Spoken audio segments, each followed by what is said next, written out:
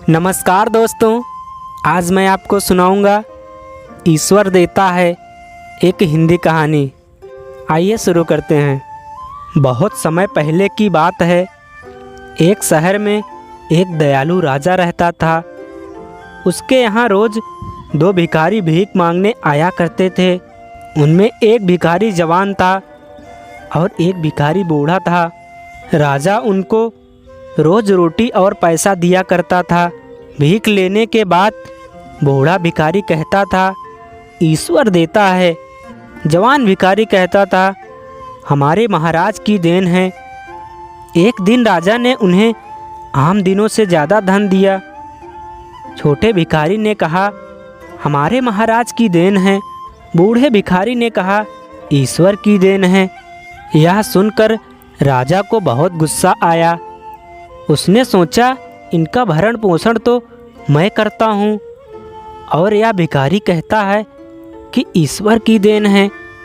राजा ने छोटे भिखारी की और सहायता करने की सोची और अगले दिन राजा ने कहा, आज तुम इस नए रास्ते से जाओगे, लेकिन पहले छोटा भिखारी जाएगा, बाद में बूढ़ा भिखारी जाएगा।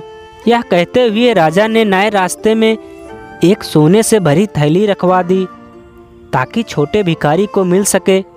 जब छोटा भिखारी इस नए रास्ते से जा रहा था तो उसने देखा कि यह रास्ता काफ़ी चौड़ा और समतल है। उसने सोचा, इस रास्ते से आंखें बंद करके जा सकता हूँ। जहाँ पर राजा ने सोने की थैली रखी थी, छोटा भिखारी वहाँ से आंखें बंद करके आगे निकल गया और सोने की थैली वहीं रह गई। कुछ देर बाद जब बूढ़ा भिखारी पीछे से गया तो उसे यह थैली मिल गई। उसने उठाई और भगवान का धन्यवाद किया। अगले दिन जब भिखारी फिर राजा के पास गए तो राजा ने छोटे भिखारी को देखते हुए बोला, आपको मेरे भेजे हुए रास्ते में कुछ मिला कि नहीं? छोटे भिखारी ने कहा, रास्ता तो बहुत अच्छा था पर मुझे वहाँ कुछ नहीं मिला। बूढ़े भिखारी ने कहा, मुझे एक सोने से भरी थैली मिली जो ईश्वर की देन थी। राजा ने यह निश्चय कर लिया कि वह बूढ़े भिखारी को ये दिखा के रहेगा कि वह उसका असली पालन करता है। जैसे ही दोनों भिखारी जाने लगे, राजा ने छोटे भिखारी को बुलाकर उसे एक कद्दू दिया जो सोने चांदी से भरा हुआ था पर ऊपर से बंद था।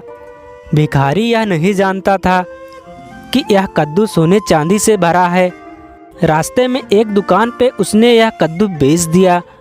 अगले दिन राजा ने उस भिखारियों से पूछा कि बताओ, पिछले दिन कोई महत्वपूर्ण घटना घटी हो? छोटे भिखारी ने कहा, महाराज, जो कद्दू आपने मुझे दिया था वह मैंने एक व्यापारी को बेच दिया, जिससे मुझे थोड़ा सा धन मिल गया। राजा को बहुत गुस्सा आया पर राजा ने अपने गुस्से को व्यक्त नहीं किया। बूढ़े भिखारी से कहा, क्या तूने भी पहले से ज़्यादा कमाया?